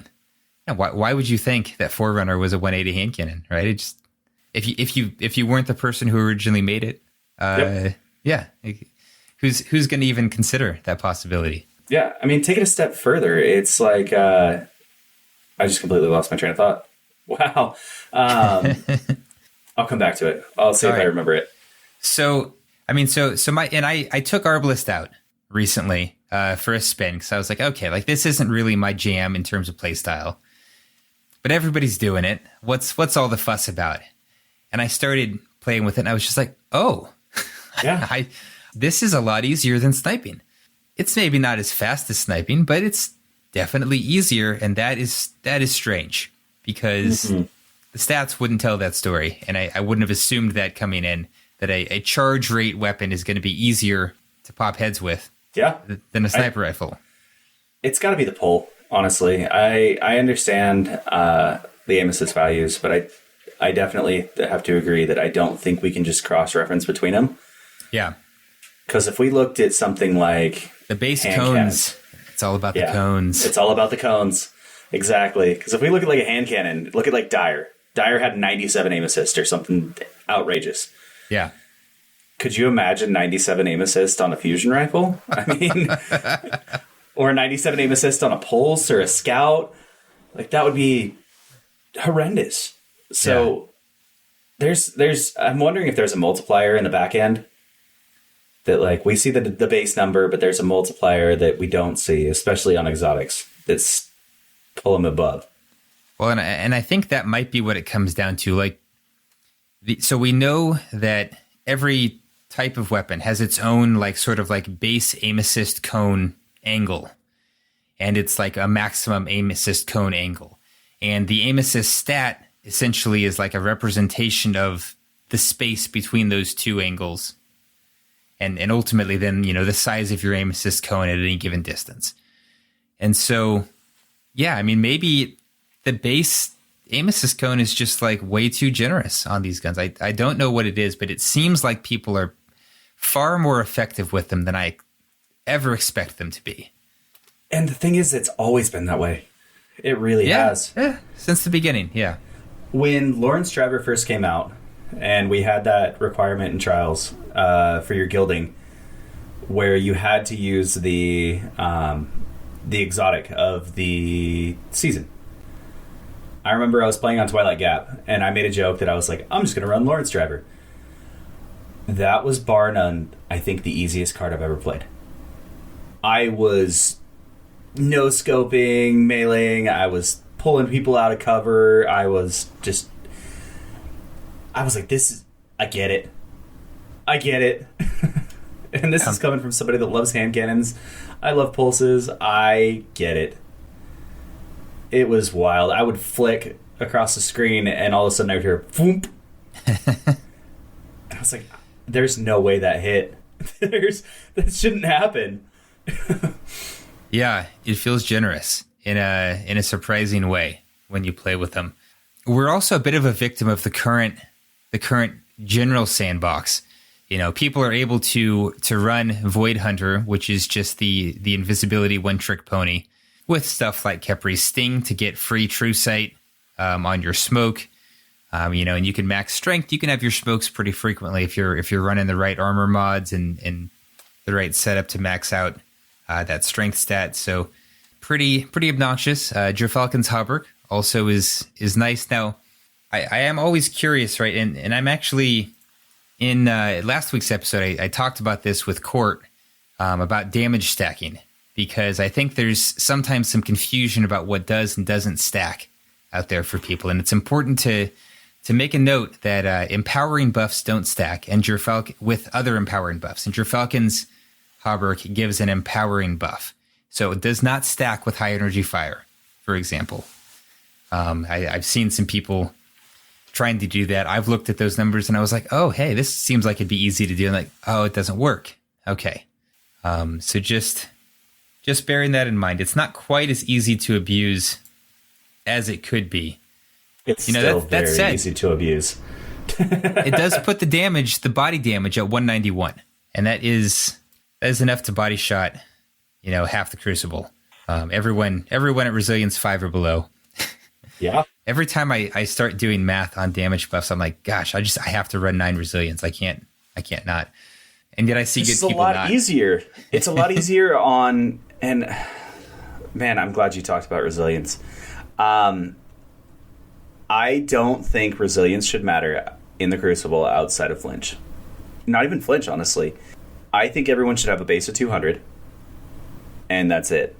That would be quite the dramatic shift. I do, because if you look at how to build out classes, right? Hunters, you want high mobility. You want high recovery. Now you want to try and build in high resilience too? Yeah. Whereas on Warlocks and Titans, if you try and skate, you need low mobility. Mobility is not a high thing you need. All it affects is jump height and strafe speed. So sure, for the strafing aspect, yeah, it makes sense. But most of the top tier players that I talk with, they will push their mobility as far down as they can as a Titan or a Warlock. I know people that are running with 7. Yeah. Not tier 7, but 7. Because it keeps them low to the ground. They can move faster. They can skate faster and easier. So to have a stat that directly impacts not only your health, but your flinch, that puts a class completely in a disadvantage, that's something that just hasn't always sat right with me. Yeah, I think that there is definitely some problem space there in that, we've got 6 stats on our Guardians now, and that may not be enough for the number of effects that they want to give us access to. And I'm actually, I'm somebody who came up playing like Dungeons and Dragons. So I'm like, yeah, I'm all for the complex rule set. Like, yeah, give me 6 stats and 50 skills to choose from. I'll sit down and find the optimal path to get what I want. Like that's fine. And I'll give up some things to get other things. But all we have here are just the 6 stats and everything is based on them. And so it does kind of create some problem space when they want to give us control over an aspect. And I like I like that they're giving us control. I like that we can affect how much we get flinched in a very direct way. But it is a tough pill to swallow that, if I go low resilience, I not only die faster to a number of weapons, but I also get flinched more. It's like a double whammy. And it's, there are people out there, people that I've watched play who, their solution is often just to not get hit. Like they're just that good. And that's great. That's one solution, is to just getting good is always a solution on the table. But yeah, I mean, it's there. It's nice when there is another path, where you can maybe make good decisions ahead of time and then be rewarded for them in the game. And I'd love to see some more nuance. I don't know that I want to see variations in health go away completely. I don't know if it would hurt the game, though. I don't have any immediate complaints about that as a solution. Let me ask this then. What do you main? Because that makes a huge difference on the talking point. I'm a hunter main for sure. Okay, then I'm surprised because as a hunter main, historically, I tank recovery. Was not right. I mean, the god tier stats historically were 100 mobile, 100 recuv, 100 intellect. That was your triple 100 that you wanted. Yeah. Now intellect doesn't matter past 7. So now you can roll that into another thing like strength for extra nades or what have you. But it still doesn't make resilience the high point. And that's one of those things where it's like, let's put it this way: if you feel that the health factor should be in play, what if it was moved to a different secondary stat? If it was moved to a discipline, so now you can still have your mobility, you can still have your resilience. Your resilience would just be tied to your flinch now, but your health itself would be tied to discipline or something along those lines. Yeah, I mean, I think a lot of times it still runs into the same issue of you can end up with conflicting priorities. Like, well, what if I want high health, but I don't care about throwing grenades for this build? True. And so I think what it ultimately comes down to is I'd love to see one effect per stat. Vitality or something. Yeah. Just come up with, that'd be super cool. So many possible names for them, but give me one clear effect per stat. And I wouldn't even mind seeing the class ability regens not be tied to stats. If those stats are doing other things for us, I wouldn't mind seeing the class ability regens standardized. Honestly, the game might be a little more balanced if they were standardized. And then the only thing that could affect them was armor mods and other class abilities, or maybe exotics, perks. But there's a lot of stuff. But if we took stats out of the picture and we just have those stats do other things, then I think it gets a little easier to balance. Because for Titans, you've got a lot going on with that resilience stat. Like not having 100 resilience just feels like, the first mistake. Yeah. And that's a non-choice. And I kind of hate non-choices. And I think Bungie really doesn't like non-choices either from a lot of the talk that I've seen. And so I hope that's a space where we see some evolution toward the MMO, toward the RPG.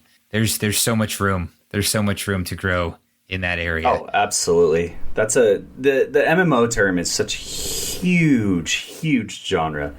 Yeah. You can build as little or as much as you want across the board, and I think we're starting to see it shift that way. But there's definitely some base things like the resilience that are a really good point with it, I mean, I could see, like, if they were trying to go with the MMO as the aspect of hunters being squishy, fast, in-out, rogue class, warlocks being big on DPS, and then titans being tank. That makes sense because resilience would be the highest stat built on a tank. Sure. Yeah. But if that's the case, then flinch shouldn't be tied to that. That's my thought process behind it. Yeah. Well, and I agree. Yeah, I'd love to see flinch get its own stat. I don't have a clever name for it off the top of my head, but that's what they pay the professionals for. Absolutely. Well, I think we're in large agreement with many other people that Arbalest and Lorentz Driver could use a second look. I'm curious because I feel like the aim assist is the biggest issue. Aside from the flinch, which they've already addressed, and I don't think needs to be beat on. If you could change them, what would you do? That's a tough one. I'd make it so they start with only one shot. Okay. Make it higher risk, higher reward. And then on top of that, the aim assist is a big one. I would definitely fix that a lot. I'm okay with their range, honestly. I really am. They should be because of their charge time. But it all comes back down to aim assist, honestly. That's the one that I keep going back to, really. Yeah. Maybe adjust the zoom so that the cone gets wider. I mean, if they pulled the zoom in and made it a little bit more wild with their shots, where it's a less of a chance, maybe. I don't know. That's a tough one. I know the big thing that everyone yells is moving to the heavy slot, but I don't think that's the solution either. I really don't. That seems like a lot of effort and like destroying a lot of the identity, at least of Arbalest. Lorentz Driver's identity is less tied to being special, but I could see Lorentz being moved to the heavy slot, I'm looking out for my PvE peeps too on this one. Right. I don't want to mess with that. Yeah, there's no reason to run them, or there's no reason to run a Reed's Adept, or there's no reason to run a Taipan. You could run, Reeds or Taipan, and Lorentz and Arby wouldn't be used again if they were moved. So I definitely don't think that that's the case either. I just wanted to go on the record with that one. Yeah, I would agree. I don't think that's the right fix for these weapons, but yeah, I would love to see, and maybe it comes down to like not the stat, but like the actual cone itself, the actual aim assist cone needs a touch-in, and I don't know. But we got smart people looking at it. I hope that they are looking at going further, but I know, and I respect and appreciate actually that they are taking lighter touches rather than just crushing weapons, which was the old way. After facing these, you want to see him crushed, yeah. I want to see him get the Shards of Galanor hit, honestly, or the Gwaston Vest. That's fair. That's my pain point, right? Yeah. As somebody that plays mostly Trials and Comp, that's my biggest pain point. And when I load in, I see it, and I'm like, oh, here we go. Like, what can I use? If it's a good player, it doesn't matter. It's like team shoot. That's team shoot, don't give him ammo, and that's all you can do. So I actually do like to run double primaries a lot now, just for that reason. But all right, so following up on that, I'm curious, how did you feel about the no time to explain nerf? Now we've seen no time drop off, and I think a lot of that is more to do with the rise of Arbalest and Lorentz than anything that was done to no time. But I'm curious what your take is. I think that the touch was a lot lighter than people realize. And one thing that this community does really well is reads the word nerf and doesn't touch it for months. Yep. It could be the littlest tune. They read tune, they see nerf, not touched at all. And then someone comes out a couple months down the line and goes, this is actually still insane. And then we see a huge uptick again. I don't think it was enough. I need you to cut that. I don't want people using it again. I'm just kidding. I'm definitely not cutting it. I think that we will see an uptick again as sandboxes go, Yeah. It's good. I mean, I do like that they focused a little bit more on, the ease of use on it specifically, because it was a very, very heavy outlier for a good few weeks. I don't know. We're going to have to see how it plays out once Season 19 rolls around and the sandbox shifts again. Because I like the idea of no time, but it was so good, especially in Trials, that there was very rare times that I was ever getting the perk to proc, the exotic perk. So I have a question, and I think I know the answer, What is your primary platform and input method? I'm gonna upset some people here. I am PC and controller. Oh, okay. I am. Honestly, same. So I'm an old man. I can hit my shots with the mouse all day. Once you start making me figure out how to walk, move, jump, twirl, roll, throw nades, I'm looking like I'm spinning in circles. If I could stand in a corner and click, I'm good. I played Counter-Strike on mouse and keyboard back in the day, and that was a good time.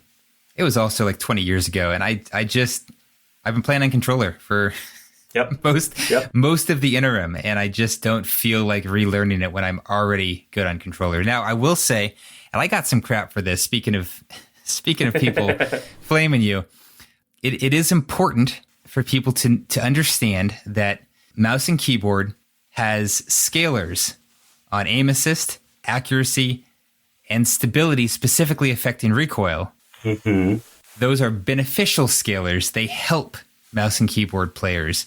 Mouse and keyboard does not have reticle friction. So it doesn't have the drag, because if you were using a mouse, that would be just insanely annoying and make the game borderline unplayable. It's annoying enough on controller, but it's also very helpful on controller. And that's the one edge that controller has. So I'm not saying one is better than the other, because I think that's kind of down to the person. And I play on controller on PC, and I feel like it's a pretty fair competition. And somebody's probably going to be like, well, actually, you're wrong. And that's fine. You are welcome to that opinion. Yeah, that's going to be an argument forever. Input methods. But one thing I felt as a controller player is that playing No Time to Explain, I feel like it's good. It's solid. It's an extremely well-statted, high-impact pulse rifle.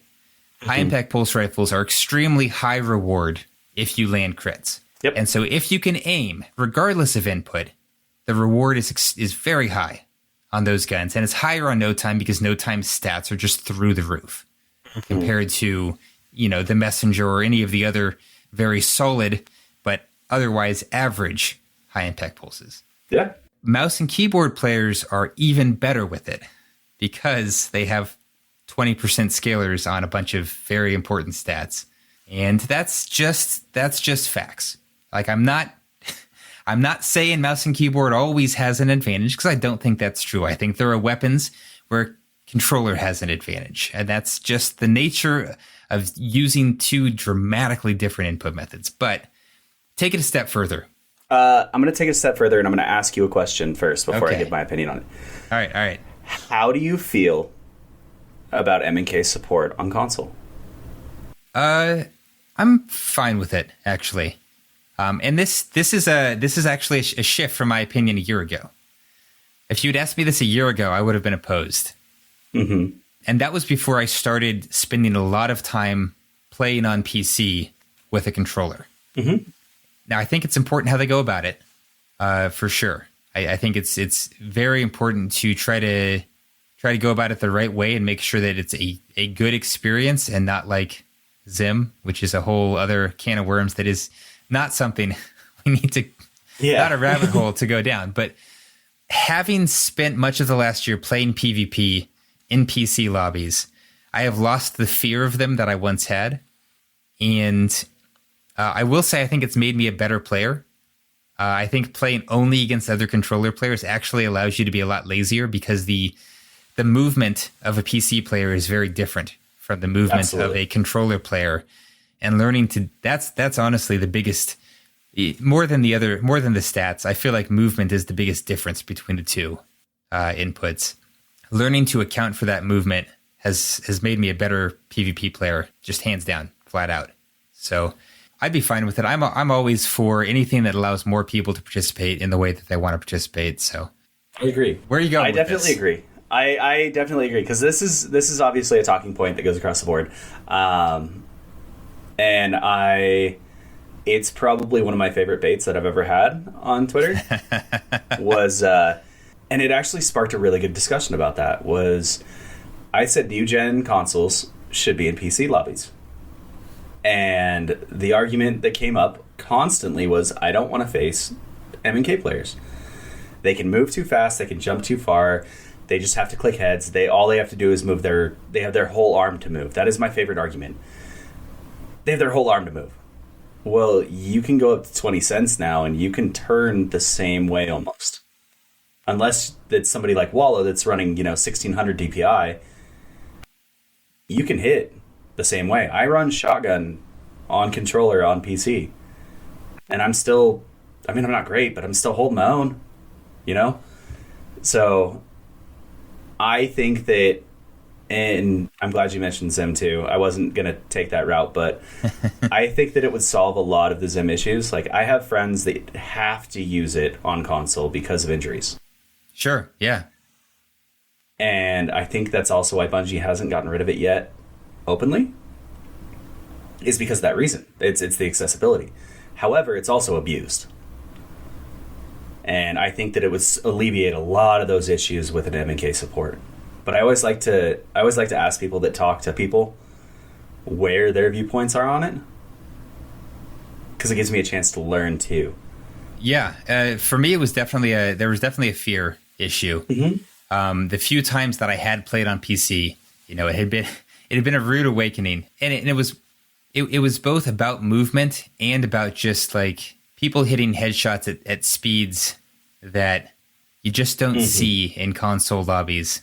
And it was a rough, there was like a rough week where I was just like, I don't know if I'm going to keep doing this, and I didn't. I kind of waffled for a while, but mm-hmm. it's just so convenient to play on PC with the way I have set up. And a lot of times my PlayStation is like on Wi-Fi, and I just don't want to play on Wi-Fi because I don't need to make connections any worse.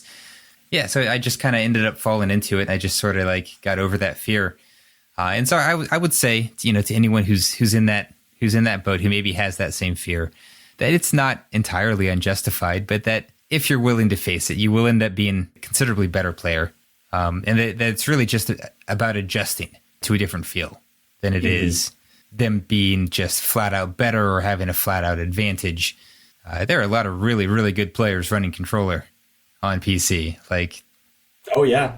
If it was a flat out obvious advantage, like, I guarantee that would not be the case. So that's where I've come to. That's good. I like that. That's I'm starting to see that come up more and more. I really am. And I hate to say it, there'll be a day when it's crossplay everything. That's exactly what I was about to say. At some point, yes. for the health of the Crucible playlist, we will need crossplay. We're in our 8th year. The committed people are still here. We're getting new content. New people are coming in. But to keep them here, we need health. I look forward to the day when we've got the mobile version of Destiny playing in PC lobbies. That'll be something. Okay, I want to get a few more quick hits in here on weapons talk before we wrap this up. We're pushing up on what's usually the maximum time for this show, and I want to be respectful of your evening as well. So, in light of that, I'm going to ask you a few more questions. Okay. All right, so there's a bunch of weapons that are getting some heat right now that have been around, that have been good for a while, but have just sort of been pushed into the limelight further. So one of them is not an exotic, but it's sort of exotic adjacent, and that's Drang. And so specifically, of course, a lot of people have Drang Baroque right now. Personally, I'm a big fan of the OG. It just for the raw stats, it's a beast. But either way, it's pretty good. It's an outlier. It has extra zoom that other sidearms don't have. We just saw the nerf to rangefinder go live this week. At this point, I don't know that either of us has really had a chance to feel out sidearms post that experience, but I've been playing with a lot of non-rangefinder sidearms. Mm-hmm. How do you feel about Drang? Does Drang need to be reined in? Yes, it does. And it's not Drang as itself. Like, you like to use the regular Drang. The fact that it's craftable with enhanced perks, yeah, pushes it above and beyond. Yep. Plus, its value factor of it and its range and its zoom stat. Drang is obviously an outlier. However, I haven't tried since the rangefinder changes came on, but I had a Enigma's Draw, and it is a primary sidearm. It is a 260. It was filthy. I was using it on and off this season, and I was outgunning hand cannons. Just back to back to back to back to back. So I think while Drang is obviously a pretty high outlier from the crafting standpoint, as well as its zoom, I think sidearms as a whole are really sitting in an interesting spot. Because we have like the Brigand's Law, which is craftable now. We have Drang that's craftable. We have non-craftable sidearms that are still just reaching out there. And while Drang is obviously a cut above all of those, I do think it's probably going to need another touch past Rangefinder. Well, I have to say, as someone who has been playing a lot of sidearms for years now, I feel really gratified. So I've actually been saying for quite a while, just whenever it came up, that sidearms are one of those weapon types that has been on the cusp of being very, very strong for years. And by bringing them in line with the rest of the primaries, bringing the aim assist drop off up to match the damage drop off, they have given sidearms their day in the sun. And I'm kind of here for it. I really enjoy sidearms. I enjoy the challenge of playing against them. I like them a lot more than SMGs, if I'm being completely honest. So previously, I felt like every other sidearm needed to be brought up to Drang's zoom. But now they've gone and just changed the aim assist. And I'm like, oh, actually, you know what? Drang could come back down. Because it is noticeably good. Mm-hmm. It's a hand cannon now, except faster. Absolutely. And more reliable. And it takes damage buffs really well. So, yeah, it's very, very good. There are a lot of, you mentioned Enigma's Draw. That's a precision, which is the kind of the longer range, slightly slower firing version of Drang. It's not significantly different, but it is, a few differences. And I actually have really been enjoying the Bodicasi, which is That's the other one. Yep. I have a gut shot roll that I like to play just to prove that I don't need aim assist. And it's super fun. It's super, super fun. And it feels like they're finally hitting at the ranges that I've been trying to hit at with them for the last couple of years and just couldn't reliably make happen. So, yes, I'm enjoying their day in the sun. Do I think they might need some touches? I mean, I think it's early. Yeah. Aside from Drang, I think Drang probably, and it hurts to say it. Drang needs a reel in. But I think Drang's zoom might be too high. And I think if they just bring it down to 12, where all the other sidearms are, I think it'll probably be okay. I had actually a really interesting comment that I wanted to bounce off you as a sidearm lover. Yeah. I don't remember who it was, but it was another Twitter interaction, and they said, "What if Drang was a 12 zoom, but if you ran Mida, it pushed it to 14 with the Mida, or no, not Sturm. Mida. Sorry, Sturm. Thank you. Yeah. I was thinking the same thing for Callus Mini Tool. Well, that would certainly be a sacrifice, but it would give you a very strong primary. Yeah, I don't know. I think Drang still might be too strong. You think so? Even if it was down at 12 with because then you'd be forced to run something like Mida and Drang. Yeah, or Sturm. Yeah, Sturm. Sorry. Now you're stuck. You're going to be saying Mida when you mean Sturm. I'm still thinking the same. Year. The suggestion was a two-part. It was that with it was Sturm and Drang and Callus Mini Tool and Mida Multi Tool getting an added 2 buff to zoom. The Callus Mini Tool actually might need a little bit of a buff, but yeah, I don't know that Drang needs it. I think even at 12 zoom, Drang would still be quite good. Especially if you craft it and you max it out, get all the enhanced perks and everything going on. I think it's still very good. And for people who are lazy, just a reminder that OG Drang actually has just like baller stats out of the box, and Rampage. So it's really, you don't have to work hard to try Drang out. Just run the base, run base Drang, And if you enjoy that, then go craft it. Yeah, it's really, really quite good. I don't think it needs the help. I think Sturm needs the help.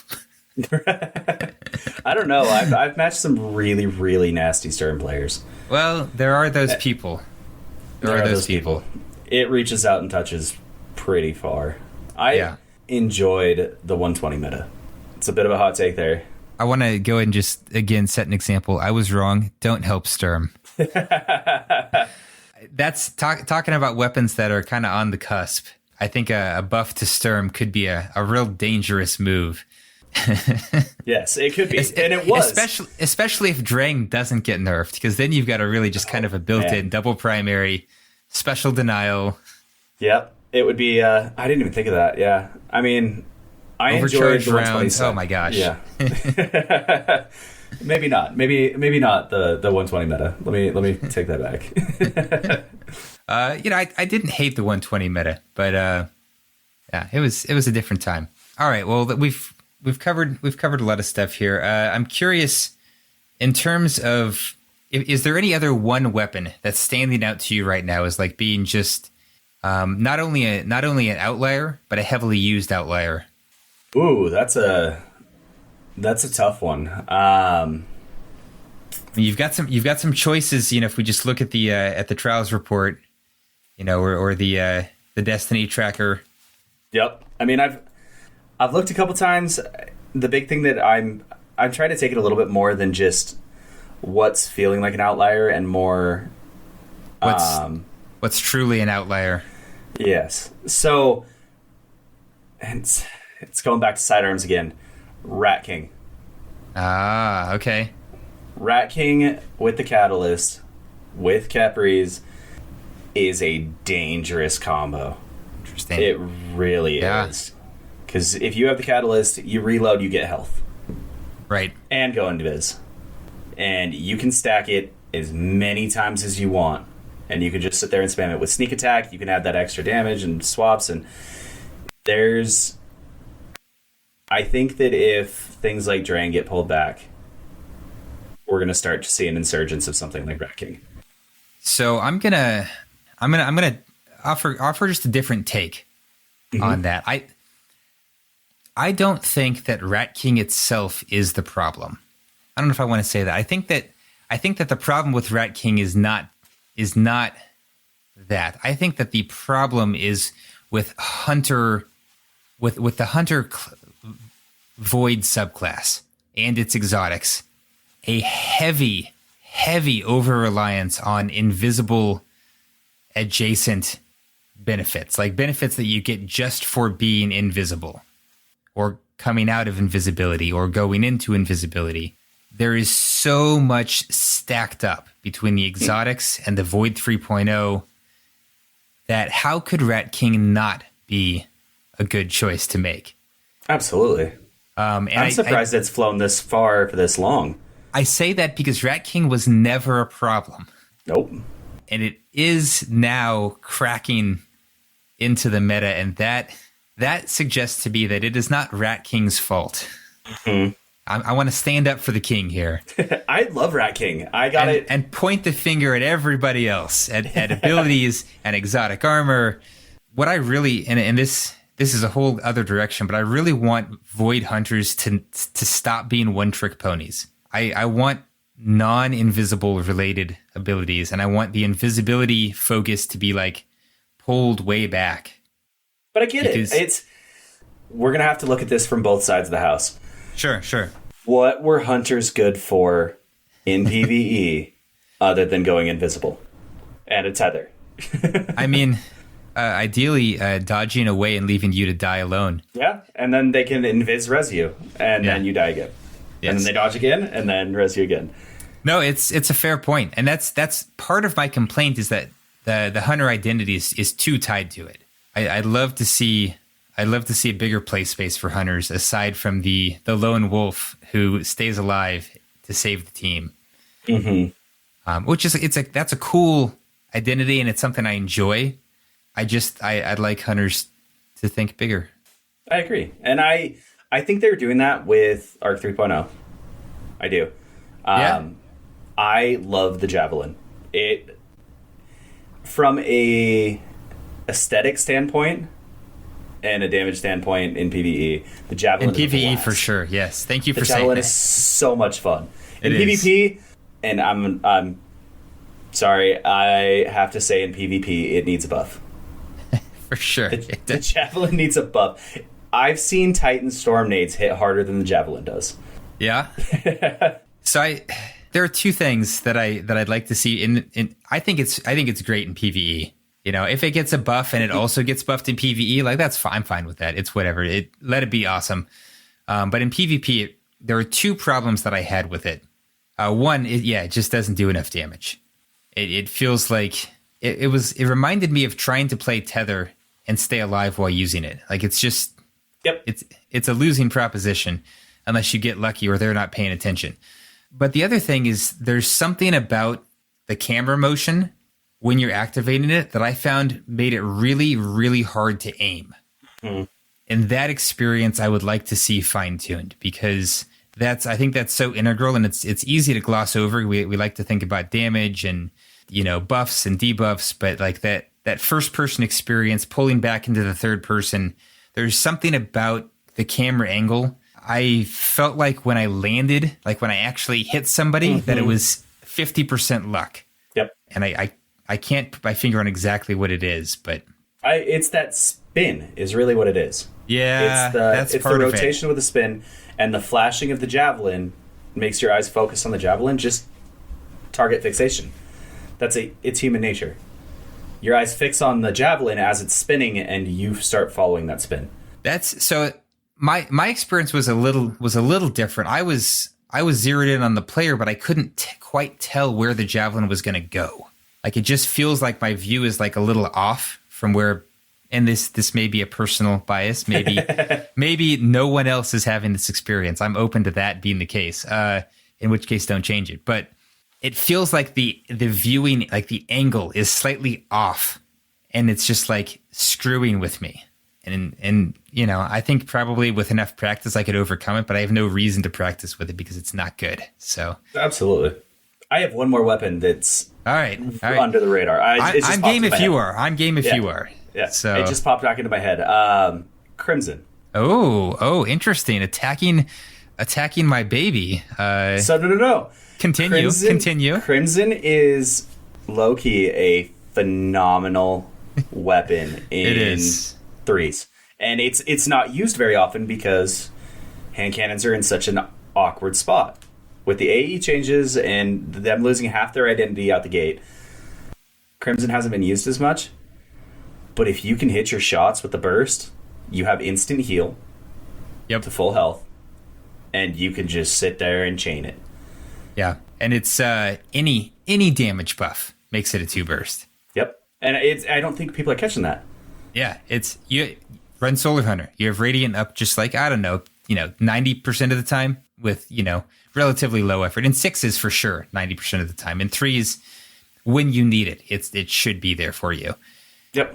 Run your Falcons. You have that. It doesn't matter what mode you're in. You have it up quite a lot before every encounter. If you're playing your map, if you're playing the map and the radar, you always have the buff going into an encounter. And I'm not the kind of player that normally does this or brags because this is not a regular thing for me. But I was like, okay, your Falcons is finally back. What's my list of weapons that I think might be broken? Well, Crimson's on that list, so I took it out, and yeah, it was just like 17-1 first time out. And I was just like, oh, this is concerning. And it can reach. It's got so much range. Can reach. And that's what I loved Red Death back in D1. And I loved that it came back as Crimson when I was on console. When I switched to PC, I was never seeing it, and I was never just kind of faded away from it. But if you're going against a good Crimson player, there's not much you can do. Yeah, especially if you're running low resil, because it does still hit like a truck. Mm-hmm. And the flinch, it's high impact. It flinches you to the moon, and it's a burst. Yeah, it's just all around a very, very strong weapon right now. And yeah, I mean it's a little. I don't know that it's slept on so much as that there are just so many powerful outliers that it's, the noise is too great for it to really get a lot of attention. But will its turn come if it doesn't get touched and these other weapons do? I think it might. I think it might come back around. There was a time, right, when people were running Crimson just purely for the dueling. Not even, we didn't have Radiant and Falcons. You're just running because it flinched the crap out of people. Yeah, and then if it left you on and you got the kill, guess what? You're full health for the next engagement. Yeah. Did I mention I tanked recovery? It's such a slept-on perk. I would like to see Crimson get more love, honestly. Yeah, it's such a cool design. It's a very cool weapon. Well, that's a great call out. I love it. All right, Bobby, we are gonna have to wrap up here. This has been a super fun conversation, man. I really enjoyed it. We will definitely have to do this again sometime. And I'd like to go ahead now and just as we do at the end of a show like this, give you the platform to share where people can go to hear more from you. We talked about it at the beginning, but let's remind folks, where do they find you on the internet? So again, I am BobbySocks. You can find me on Twitter, on Twitch, mostly at It's BobbySocks. You can find the Scrim School Scrimcast on its own Twitter or its own YouTube, where all of the previous recordings go on there, where you can hear from the PvP players, and that is just Scrim School Scrimcast. It's also on all podcast platforms as well. Very nice. It's pretty cool to hear their viewpoints from the top end, and they also give suggestions on how to combat the metas that go through. My DMs are open on Twitter. I am habitually on. Happy to answer any questions that people have. It doesn't even have to be in the game. I have people that DM me every once in a while and say, hey, I'm in this conversation. I need some help. I'm usually down to help you out. Tell you to take a step back, breathe. Yeah, that's about me. That's awesome. Yeah. Well, and we will be dropping links to all the places in the show notes. So wherever you happen to be listening to this episode, just scroll down and make it easy. Click, copy, paste, do what you got to do. Hit those links. Bobby, this again, it's been a pleasure. It's been an honor. It's been a lot of fun. So thank you once more. Thank you for having me on. I had a blast. That was good. That was a great time. I love talking Destiny. So anytime you want me back, I'm always down. All right. Well, we'll hold you to it. Because honestly, same again. Just once you kind of get down this path of just like spending time talking and thinking about the game, like it becomes as much fun as playing the game itself. Absolutely. All right. Well, folks, this has been a heck of an episode, running a bit long, which I don't think anyone's going to complain about. As always, I've been your host, Kid Ketcha. This is episode 282 of Destiny Massive Breakdowns. Peace.